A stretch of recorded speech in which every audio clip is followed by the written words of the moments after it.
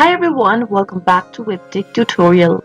In today's video, I'm going to show you how to log in to AEK Bank account online. Watch the video till the end and don't forget to subscribe to our channel by hitting that subscribe button. Press the notification bell so that you'll never miss another upcoming upload from us. Open up a web browser to get started.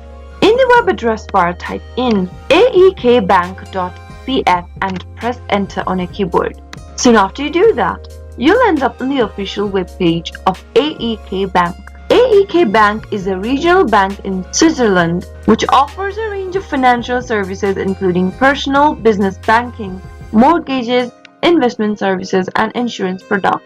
To log in and access your e-banking accounts, go and click on the e-banking link at the top right and then follow through the login process. You'll need to type in your contract number and then your password and finally click on the login button in order to access your online banking account for AEK Bank. That is how it can be done. I hope the tutorial was helpful to you. If it was, go ahead and give us a thumbs up. I'll soon be back with more videos like this. Thank you for watching.